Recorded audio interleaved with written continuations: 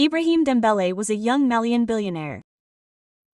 Heir to an agribusiness empire, he lived in a world where everything shone, except the essential, a woman's sincere heart. Since the age of 28, he already had everything: a villa, a luxury car, a trip to Dubai, Paris, New York. But every woman he met seemed to only want his wealth, never his soul. One evening, in his gigantic villa in Bamako, he sighed in front of a large empty table. "He loves me for what I have, not for who I am," he murmured. Ibrahim had had enough. The women he met saw only his money, his luxury cars, and his villas. Their smiles always hid an interest in his fortune, never in him. One evening, alone in his immense house in Bamako, he made a radical decision. He was going to give up his billionaire life to discover if anyone could love him for who he really was. He gathered his team and entrusted his affairs to his most trusted assistant, Sam. "No one must know where I am," he said. He turned off his phone, deleted his social media accounts, and chose a fake name, Musa. For him, this simple name represented a new chance, a life without masks. The next day, Ibrahim left his villa with a small bag. He walked to the Metanora market, a noisy and colorful place where Vivera was in full swing. There, he bought an old, slightly rickety wooden wheelbarrow and fresh fruit: mangoes, bananas, oranges. He found a bustling alleyway, put down his wheelbarrow, and began shouting fresh fruit, "Come taste my mangoes." Passers-by stared at him, some laughing, others ignoring him. To them, he was just another street vendor. The first few days were a shock. The sun burned his skin, his hands, accustomed to signing contracts, became rough from carrying crates. His chic clothes were replaced by an old boo-boo and worn sandals. He rented a small room in a working-class neighborhood for 5,000 CFA francs a week. Inside, there was just a thin mattress on the floor, a dim lamp, and a sink for washing. No air conditioning, no servant, nothing. Yet, Ibrahim felt strangely free. For the first time, no one flattered him about his money. No one knew who he was. He discovered the lives of ordinary people, those who worked hard to eat every day. He saw courageous mothers, older children, tired but dignified men. This life, so different from his own, taught him something: humility. Every evening, counting the few coins he earned, he smiled. He no longer had a bodyguard, no driver, but he had something new: hope. He said to himself, "If a woman loves me here in this harsh life, then she will be the right one." He watched the passers-by, the women in the market, searching for a sincere look, an honest voice, but he knew he had to be patient. True love, he was sure, would not come easily. Ibrahim, or rather Musa, was adapting little by little. He was learning to bargain, to laugh with the customers, to endure the insults of those who took him for nothing. His wheelbarrow was becoming his refuge, his school. Each fruit sold was a lesson, each day a test. And in his heart, a small flame burned, that of finding a woman who would see the man behind the seller. Becoming Musa was not easy. Ibrahim was discovering a world where he was no longer a king but a simple vendor. At the Medina Kora market, people walked past his wheelbarrow without looking at him. The women especially were hard on him. She only saw a dusty man with fruits sometimes damaged by the heat. For her, Musa held nothing interesting. One morning, an elegant woman stopped in front of his wheelbarrow. She wore a tight dress and sunglasses. She examined the mangoes and then burst out. You sell that? Look at this fruit, even the flies don't want it." She turned on her heel, leaving Ibrahim humiliated. He swallowed his pride and continued calling customers. But deep down, it hurt. In the following days, other women laughed. A young girl, phone in hand, passed by with her friends. When Ibrahim tried to talk to her, just to be polite, she snorted. "You flirted with, your wheelbarrow is prettier than you." His friends burst out laughing and Ibrahim lowered his eyes. He was no longer the billionaire who turned heads. Here, he was nothing. Some days, he tried to chat with women in the neighborhood just to exchange a few words, but they would push him away. "Mind your bananas," the vendor would throw one. "Do you think you have a chance with me?" another would say.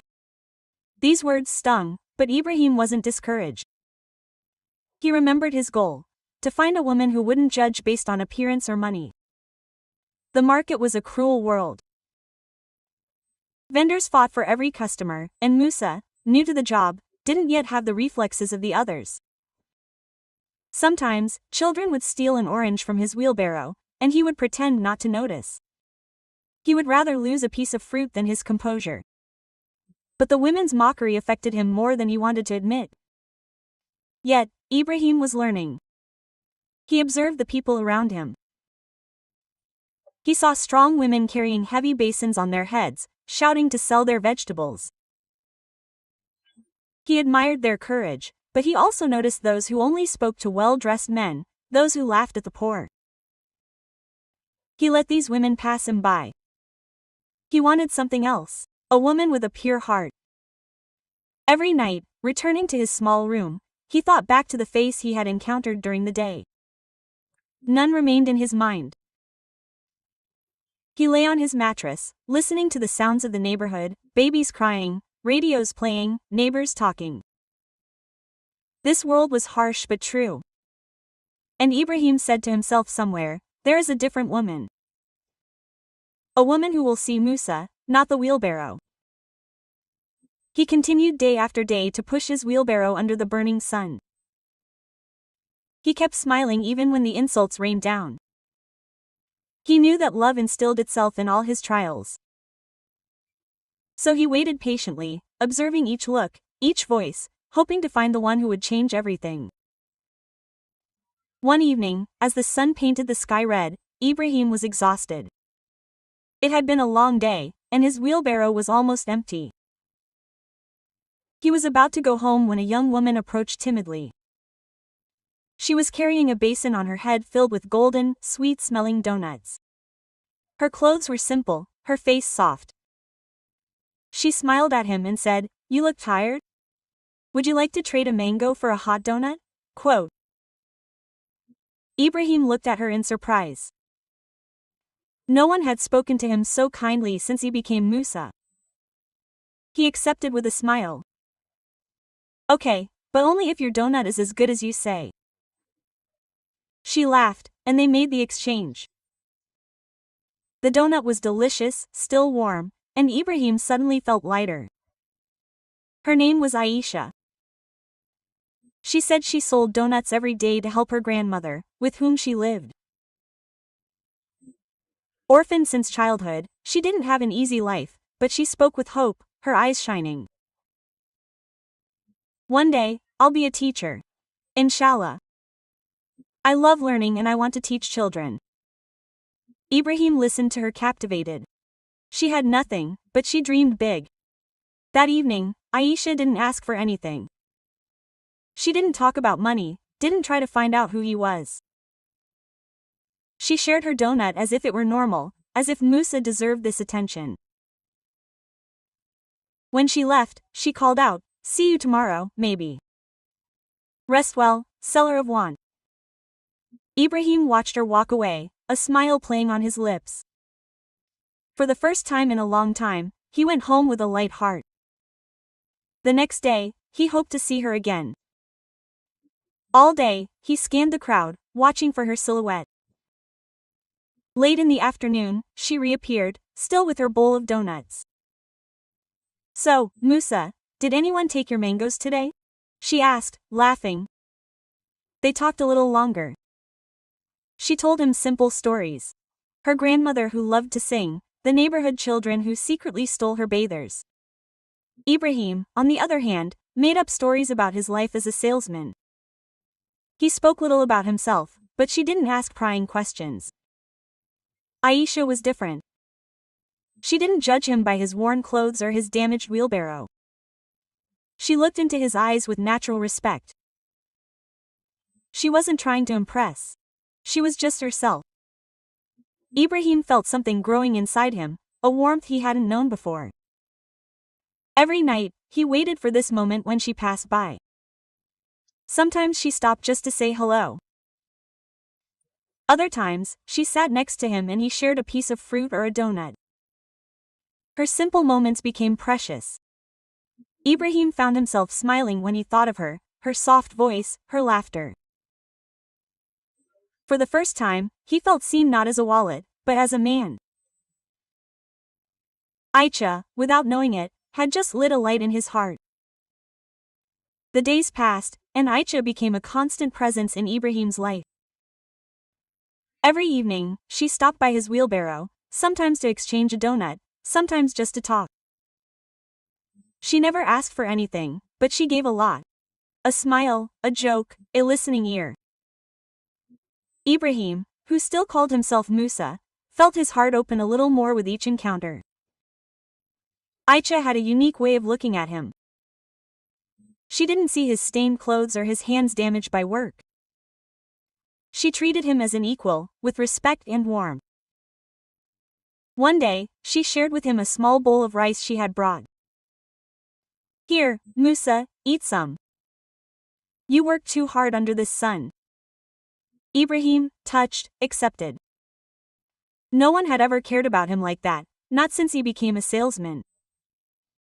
He talked about everything and nothing. Aisha recounted her simple life, the lessons she took in the evenings to become a teacher, her grandmother's funny stories, the neighborhood children she loved. Ibrahim made up stories for her about his life as a street vendor. He spoke of imaginary markets, difficult customers, and she laughed at his jokes. "You're quite a counter, Big Brother Musa," she said, clapping her hands. That nickname, Big Brother Musa, made him smile. He wasn't her brother, but he loved the affection in his voice. Aisha knew nothing about his real life, his past lives, his money, and yet she treated him like a precious friend. She didn't ask questions about his past, didn't try to find out if he had more than his wheelbarrow. For her, Musa was enough. Ibrahim was beginning to feel something new. At night, in his small room, he thought of Aisha, not of her beauty, even though she had a pretty smile, but of her kindness. He thought of the way she spoke to children, how she helped an old lady carry her basket. Aisha had little, but she gave a lot. This generosity touched Ibrahim deeply. One day, he quickly helped a little boy who had dropped his coins in the dust. She knelt down, picked up each franc, and gave him back with a smile. "Don't worry, kiddo, it happens to everyone." Ibrahim felt his heart beat faster from afar. This woman had almost nothing, but she gave respect and dignity to everyone. The bond between them grew, invisible but powerful. They shared simple moments, a mango, a laugh, a story. Ibrahim found himself looking forward to her visits. He wondered, was this love? He wasn't sure, but he knew one thing. Aisha made him happy, truly happy for the first time in a long time. And he wanted to be sure that what he felt was true, that his heart wasn't deceiving him.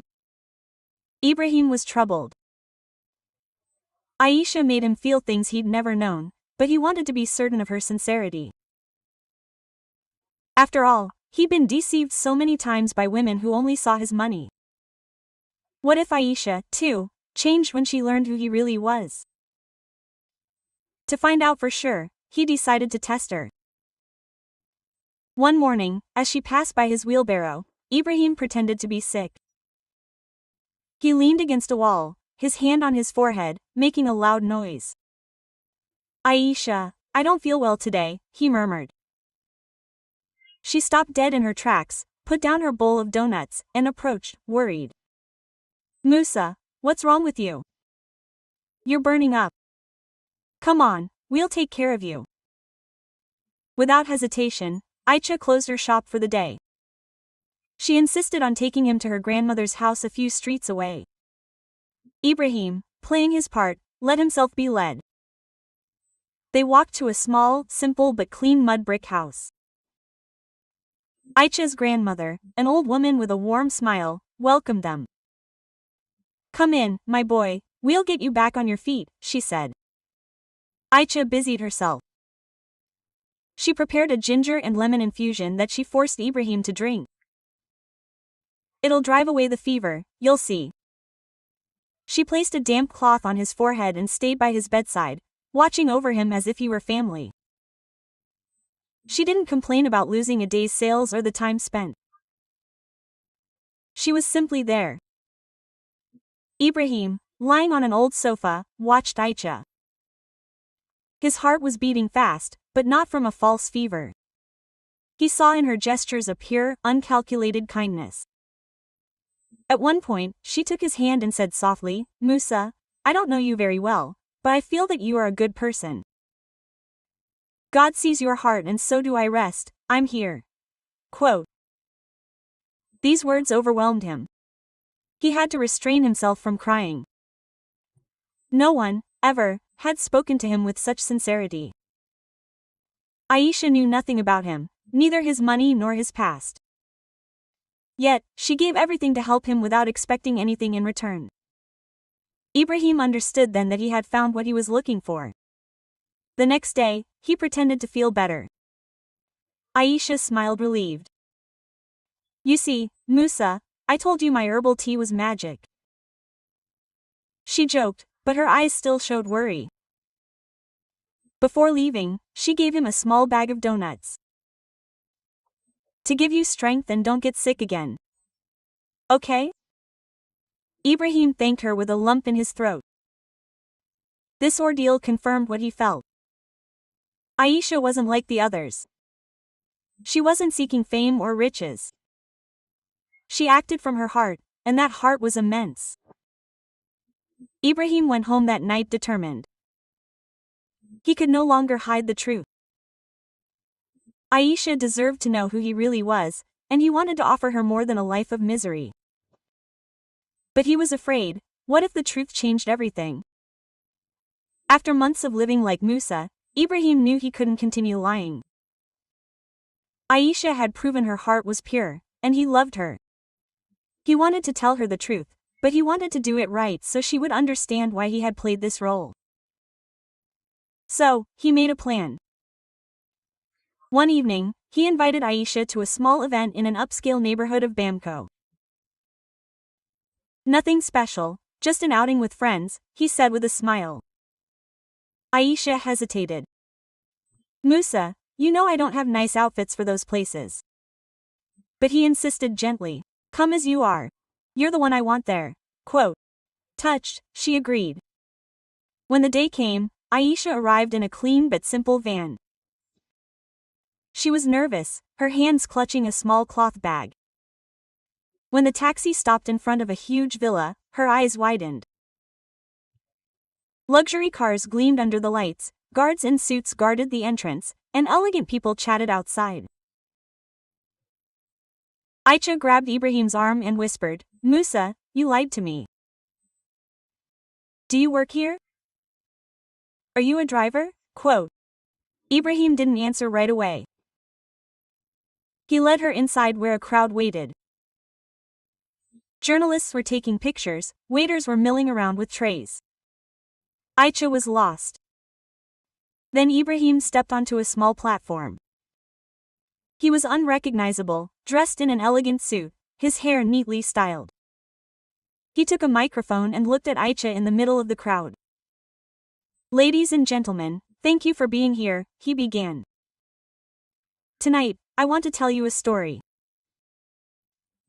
For months, I lived as a fruit vendor under the name Musa. I pushed a wheelbarrow. I slept on a mattress on the floor. Why? Because I was looking for something money can't buy. True love." Quote. The crowd murmured. Surprise. Aicha. She remained frozen, eyes wide open. Ibrahim continued, his voice trembling. I found that person. She gave me her smile, her respect, her heart without knowing who I was. Aisha, it's you. He stepped down from the stage and approached her. I'm not Musa, I'm Ibrahim Dembele, and this villa, these cars, all of it, is mine. But what I really want is you. Aisha swayed as if her legs were going to give out. The crowd applauded, but she couldn't hear anything. She looked at Ibrahim, trying to understand. You're rich. All this time, you've been pretending. Her voice was weak, full of emotion. Ibrahim's head. Yes, but my feelings for you are real. I wanted to be sure you would love me for me, not for my money. Aisha looked down, overwhelmed. The truth was too great, too sudden. Ibrahim reached out his hand, but it pulled back slightly. I need time, Musa, Ibrahim. Then she turned on his heel and walked out, leaving Ibrahim alone amidst the applause. He had revealed everything, but he feared he had lost the only thing that truly mattered, his love. Aisha was gone, and Ibrahim spent a sleepless night. He had said everything, but he had seen the pain in her eyes. What if he had lost her forever? The next day, he decided to go see her. He didn't want to force her, just to explain his heart. He walked to Aisha's house in the working-class neighborhood. She was there, sitting outside, near her grandmother. When she saw him, she stood up in surprise. Ibrahim, what are you doing here? His voice trembled. He approached slowly. I want to talk, Aisha, just you and me. They sat under a tree, away from prying eyes. Aisha's eyes were red, as if she had been crying. Why did you lie to me? She asked. All this time, I thought you were like me, someone who struggles. And you had everything. Why play this game? Quote. Ibrahim sighed, his heart heavy. Aisha. Ever since I became rich, no one has loved me for me. Women saw my money, not my soul. I was lonely, even with everything I had. So, I decided to leave everything behind to find a sincere woman. And I found you. Aisha wiped away a tear. But you let me believe you were Musa. Every laugh was with Musa, not with a billionaire. How can I trust you now? Ibrahim lowered his head. I know I was wrong to lie, but everything I felt for you was true. When you looked after me, when you shared your rice, I fell in love with you. Not with your face, but with your heart. Aisha remained silent, looking far away. Then she whispered, you chose to live like a pauper, to sleep on the ground, to push a wheelbarrow for me? Ibrahim, the head. Yes, because pure love can't be bought. You gave me what no one else has given me, sincerity. Quote. Tears streamed down Aisha's cheeks. She stood up, overwhelmed. I believed in Musa. I loved his simplicity, his kindness, and now I don't know who you are anymore. Quote. Ibrahim stood up too and held out his hands. I am still Musa. The man who laughs with you, who eats your donuts, that's me. Money doesn't change my heart. Quote. Aisha fell to her knees, crying. Ibrahim knelt down next to her and gently took her in his arms. Sorry, Aisha, I don't want to lose you. She stayed there against him, letting her tears flow.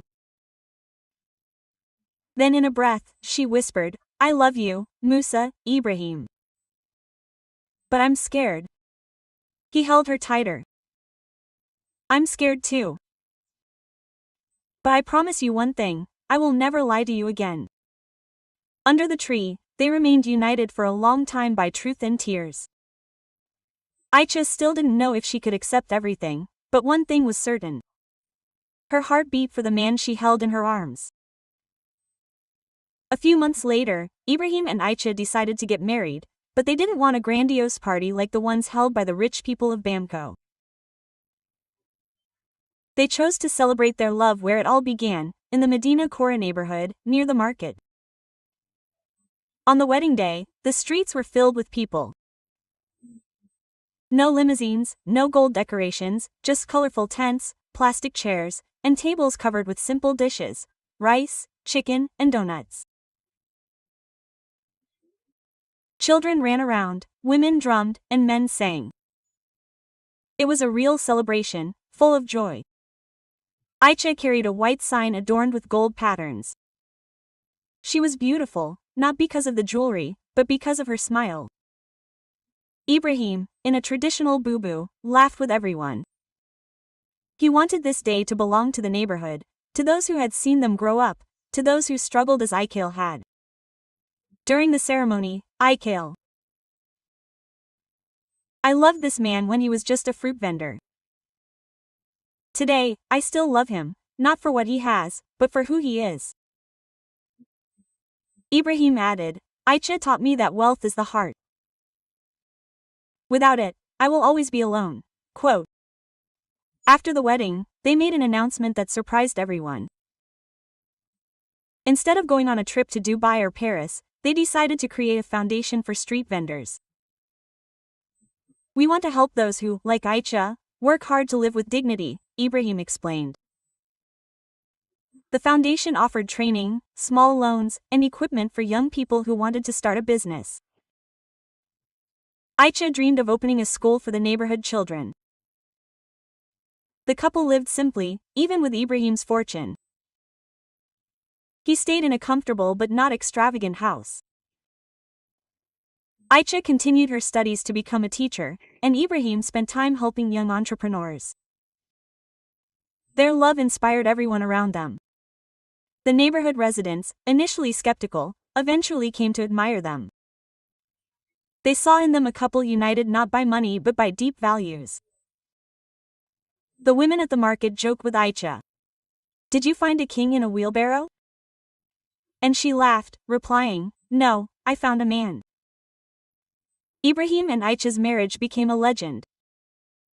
The elders told it to the young people to teach them not to judge too quickly.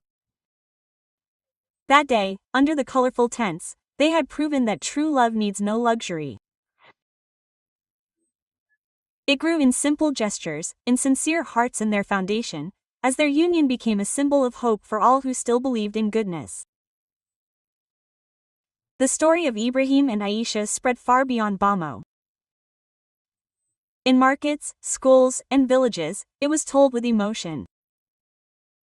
At first, people laughed at this billionaire pushing a wheelbarrow.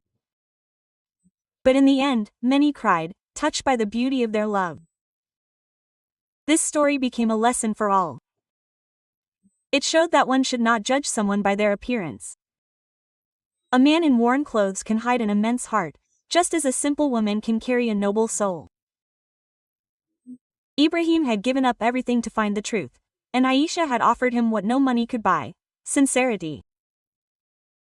Young girls listened to this story, dreaming of a true love, not based on jewelry or cars. The boys learned that a man is measured by his actions, not by his bank account. The elders, as they told her, would say, "You see, love is like a fruit. You have to look inside to know if it's good." Ibrahim and Aisha lived happily. Their foundation grew, helping hundreds of vendors build better lives. Aisha became a teacher as she had always wanted, and Ibrahim stayed by her side, proud of the woman he had chosen. He never forgot where he came from. The market, the wheelbarrow, the warm donuts. People who passed them saw a simple couple despite their wealth. They held hands, laughed together, shared everything. Their story reminded everyone that true wealth is not what you own, but what you give. Aisha shared her heart, Ibrahim gave his truth, and together they gave hope. Today, when you pass through Medina Kura, you still hear about them. Vendors point out the place where Musa pushed his wheelbarrow, where Aisha sold her baths. And children playfully repeat the moral of the story. Never judge a man by his wheelbarrow, he could hide a kingdom. This lesson passes down through the generations. It reminds us that true love is not found in appearances, but in actions. A woman who loves with her heart, a man who acts honestly, that's what lasts. Ibrahim and Aisha proved it, not with words, but with their lives. And if you ask the people of the neighborhood what they remember, they respond with a smile. Real women look at the heart, not the wallet. And real men know how to recognize a queen, even without a crown. That's the lesson of a lifetime. Subscribe so you don't miss our next stories.